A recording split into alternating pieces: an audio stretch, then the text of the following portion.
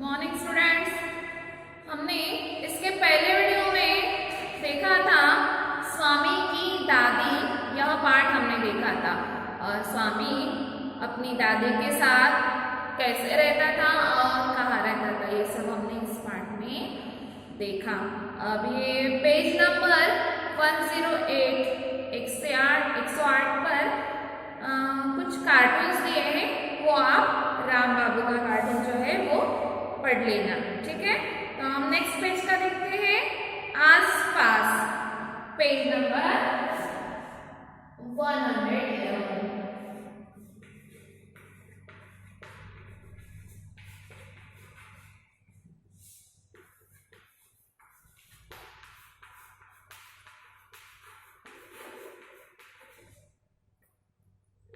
Part में ये topic है, सब टॉपिक है आसपास का। आसपास इस शब्द का हम यहाँ पे परिचय करके देखते हैं।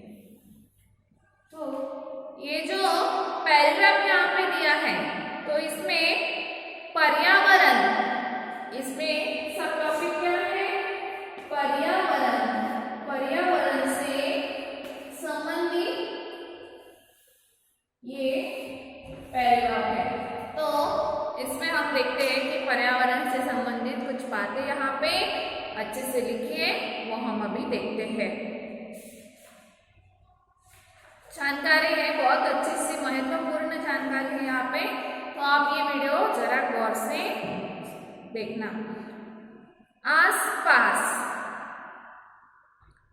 आसपास ये शब्द हम कब यूज करते हैं, जब हम किसी के घर का पता, घर को बता सकते हैं, या कोई हमारे आसपास खड़ा है उसके बारे में बोल सकते हैं, तब आसपास ये शब्द, या फिर किसी चीज को हम ढूंढ रहे हो तो किसी को बताते हैं कि वो कबर्ड के आसपास ही होगी, ऐसे। आसपास, कभी किसी नई और अच्छी बात को समझने के लिए एकाध कठिन शब्द भी जान लेने में मजा आता है। क्या होता है कि कभी हमें किसी नई बात, अगर हमको नई और अच्छी बात को समझना है, तो वो नई बात को समझने के लिए एकाध कठिन शब्द भी जान लेने में मजा आता है। पर्यावरण एक ऐसा ही शब्द है। क्या है? पर्यावरण एक ऐसा ही शब्द है हमारे बिल्कुल आसपास और खूब दूर दूर, जो कुछ भी है। पर्यावरण कैसा है? हमारे आसपास है और दूर दूर भी है। जो कुछ भी है उसका बहुत सा भाग, बहुत सी चीजें, उसकी बहुत सी बातें इसी एक शब्द में समा जाती है। पर्यावरण ये जो शब्द है, इसी एक शब्द में उसकी बहुत सी बातें, बहुत सी चीजें, यानी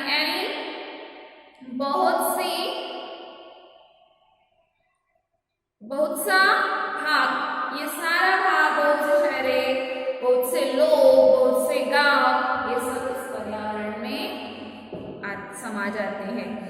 मिट्टी, पानी, हवा, नदी, ताल तलैया, समुद्र, पहाड़, पेड़ पौधे, जंगल, जंगल में रहने वाले पशु पक्षी, जंगल से बाहर गांव में गांव में, शहरों में रहने वाले हम, यह सब कुछ पर्यावरण में, पर्यावरण जैसे छोटे से शब्द में समा जाता है। क्या क्या आता है इस पर्यावरण में? हवा, पानी, मिट्टी, नदी, नाले, समुद्र, पहाड़, जंगल, जंगल में रहने वाले पशु पक्षी, मिट्टी, गांव की मिट्टी, नदी, पानी, हवा, वातावरण, ये सब, और जंगल में रहने वाले पशु पक्षी, गांव, जंगल से दूर गांव में, शहरों में रहने वाले हम तुम, ये सब कुछ पर्यावरण जैसे छोटे शब्द में आ जाता है। हम इस बहुत ही बड़े हम इस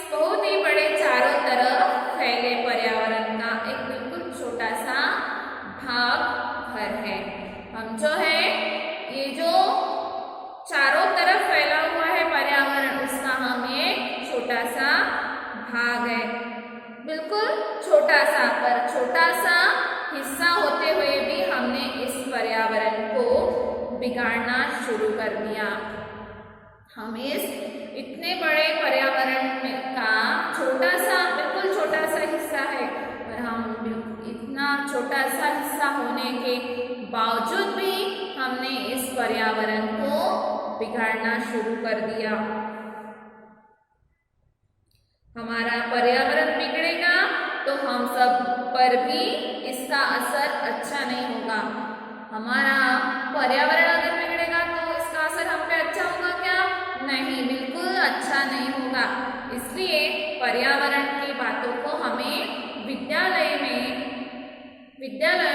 अपने घर में भी धीरे धीरे समझाना चाहिए। पर्यावरण प्रदूषित करने के लिए जो वाहन चलते हैं उसका ज़्यादा धूल नहीं निकलना चाहिए, उससे हवा प्रदूषित होती है, इससे पर्यावरण पर बुरा असर होता है। पॉलीथीन का यूज़ नहीं करना चाहिए।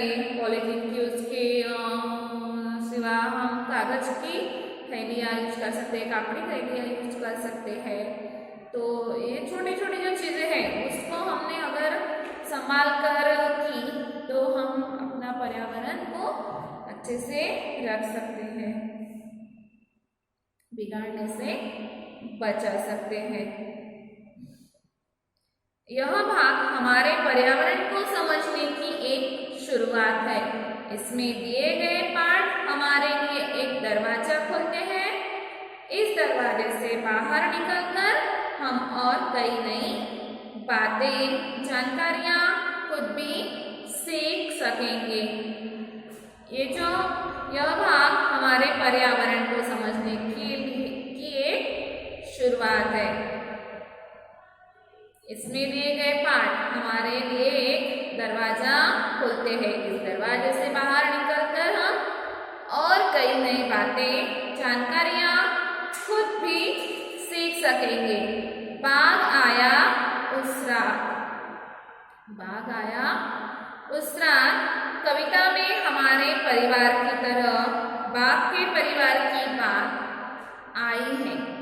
कविता में हमारे परिवार की तरह बाघ के परिवार की बात आई है, पर इधर हमारे जंगलों का यह राजा गायब हो चला है।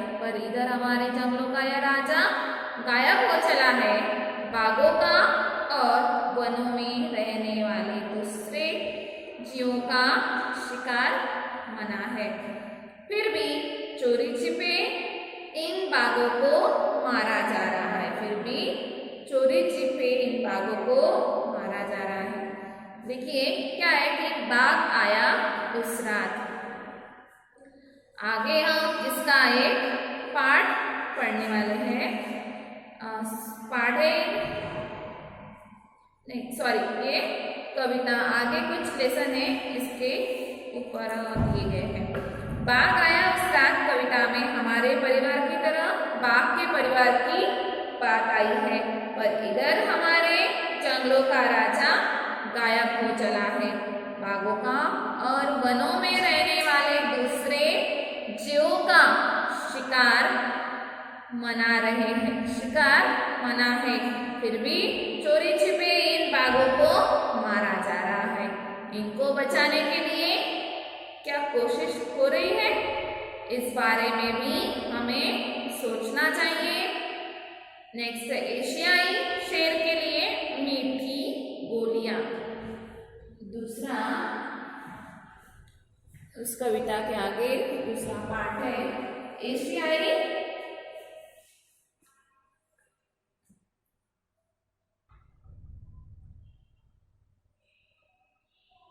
एशियाई शेर के लिए मीठी गोलियां।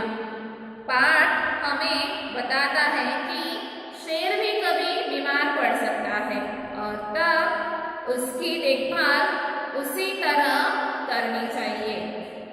एशियाई शेर के लिए मीठी गोलियां, इस पाठ में हमें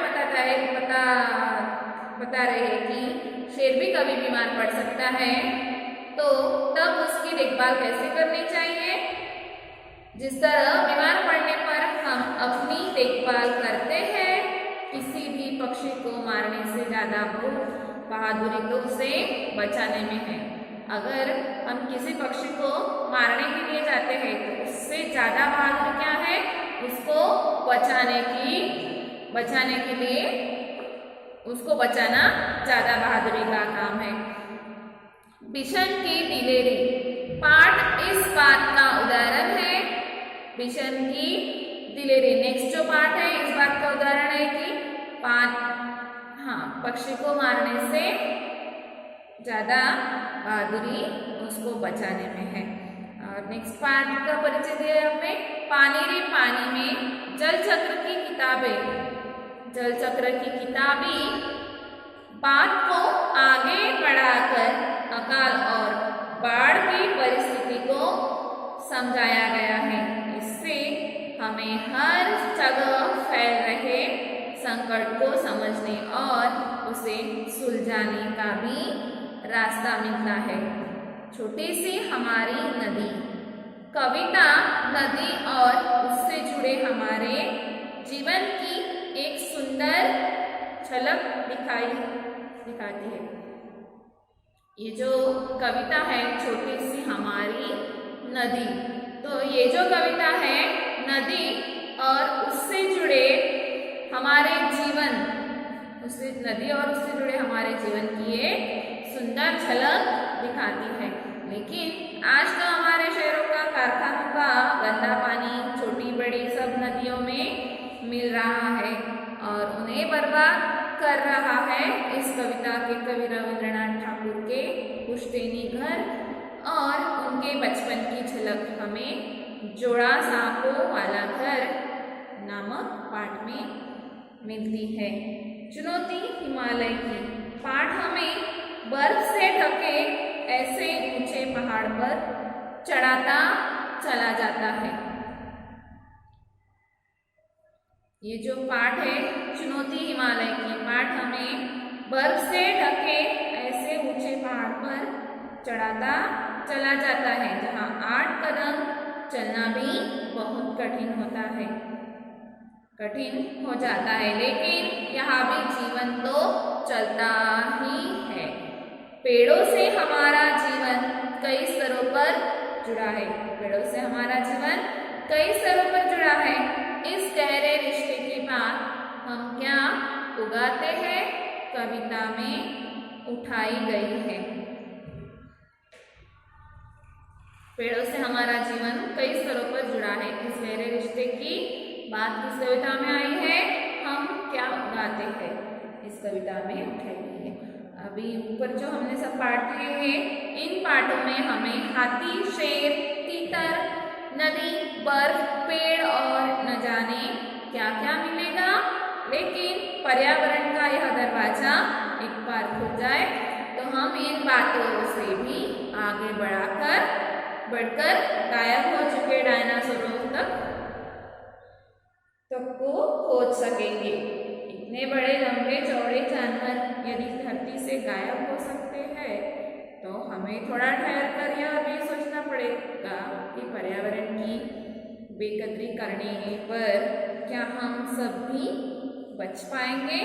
तो आज का ये जो हमारा पर्यावरण पर जो हमने आज इंफॉर्मेशन देखी वो आपको ध्यान रखनी है और पढ़नी है, ठीक है। तो कल के वीडियोज़ में हम नेक्स्ट वीडियो में देखेंगे बाघ आया उस रात। ये कविता भी आपको पढ़कर रखनी है। Okay, bye.